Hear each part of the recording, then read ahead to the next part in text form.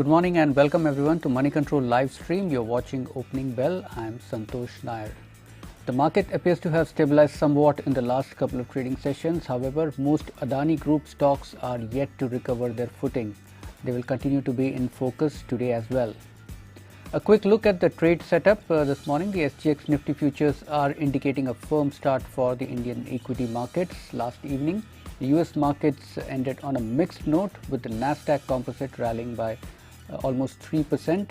However, earnings from key technology companies which came in post-market hours continued to disappoint and fall short of market expectations. Back home, foreign institutional investors have resumed their selling streak. They sold close to about 3,065 crore worth of shares on Thursday.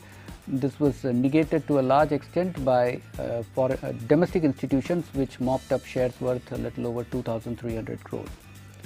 There have been build-up of long position in futures of Canfin Home and RBL Bank, whereas there's been build-up of short positions in Adani Ports, Birla Soft, ACC and Ambuja Cement.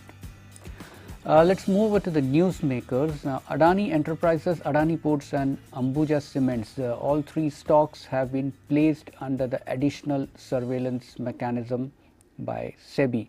Now, what does the additional surveillance mechanism exactly mean? This means that whoever is now trading in these stocks in the cash market, they cannot square off their positions intraday, which means that if you are a buyer in the stock, you will have to compulsorily take delivery of these stocks, whereas if you are a seller, you will have to compulsorily give delivery at the end of the trading session. Now, this is usually a mechanism which is used for stocks which are not part of the FNO list, and this is the first time that stocks which are part of the FNO list have been added in the ASM framework. Now, why are stocks in the FNO list not added in the ASM framework? That's because there is fair price discovery. Whenever there's sharp volatility in the stock price, typically traders take positions in the futures market, which kind of stabilizes the price. That is not the case usually with stocks in which there is no FNO.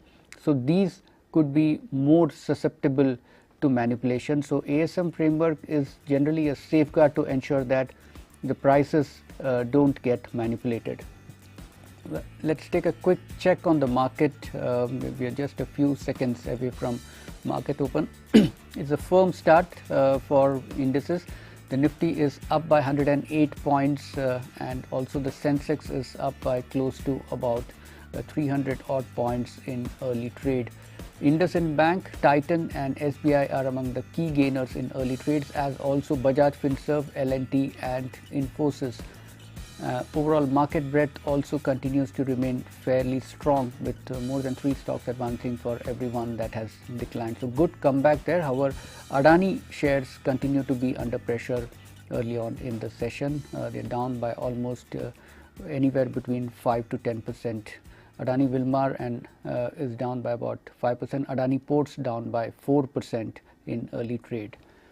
And let's move over to the newsmakers section. Adani Enterprises has been removed from the Dow Jones sustainability indices, and Adani Ports has said that its April to December cargo volume were up by 8% to 280 million tons. The January cargo volume has stood at about 27.6 million tons. TVS Motor Company has said that it will invest around 78 crore in Ion Mobility. Ion Mobility is a tech and automotive startup based out of Singapore, and the acquisition is part of TVS Motor strategy to gradually increase presence in the premium electric vehicle segment in South Asia. Mahindra and Lifespace Developers reported their numbers yesterday. Net profit was up by 37.2% to about 34.1 crore, whereas revenues also saw a sharp increase. They stood at 187 crore rupees versus 24.3 crore rupees during the same period last year. However, the company has reported a loss at the operating level. The EBITDA loss stood at 11.4 crore rupees, although it has narrowed compared to 28.8 crore loss that the company had reported during the same quarter last year. Apollo Tyres reported a 31% increase in its net profit to 292.1 crore. Revenues were up 12.5% at 6,422 crores, while EBITDA was up by 23% at 913 crore rupees. Margins have seen a slight improvement. They have gone up by about 110 basis point year on year to 14.2%. Look at the brokerage pick this morning. Nomura has rated Ashok Leyland a buy with a price target of 184 rupees. According to Nomura, the company has been delivering well on both margin as well as market share, and the capex cycle is expected to drive demand for commercial vehicle, and market share gains and benign competition are the other positives. Nomura has raised both the medium commercial vehicle and heavy commercial vehicle estimates for Ashok Leyland by over FY23 to FY25, and said that the upgrade has been done to factor in higher market share.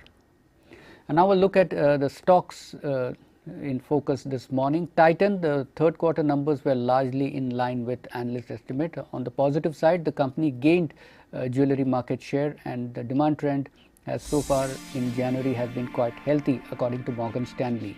CLSA also has a buy target on the stock with a buy rating on the stock with a target price of 3,000 rupees. It has said that double-digit revenue growth across segments is a big positive. However, margin has been moderating.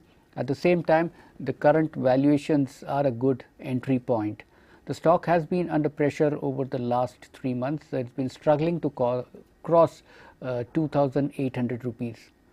Dabur also reported its third quarter earnings. Rural slowdown has been flagged as a major concern by analysts tracking the sector, and till there is any signs of improvement in the rural business, re-rating of the stock is unlikely. Also, inflationary pressure to some extent was neutralized as the company reduced its advertisement and promotion spends. The company said that rural growth has lagged urban markets for the second quarter in a row now. Also, the overall volumes for Dabur declined 3% against analyst estimates of a growth of 2% year on year. Berger Paints is the last stock on our watch list. The third quarter numbers were short of market expectations and clearly pressure on margins, which has now slipped to about 13%. The decline in margin has been going on for the last almost 3 quarters now. Rising competition has been flagged by analysts as one of the main concerns for the company. On the positive side, Morgan Stanley has said that the company has been able to improve its market share and also expand its network. Well, that's all that we have in this episode of Opening Bell. Thank you for watching, and we'll be back again at 3:30 p.m. In the meantime, for all news, views and analysis, stay logged on to moneycontrol.com.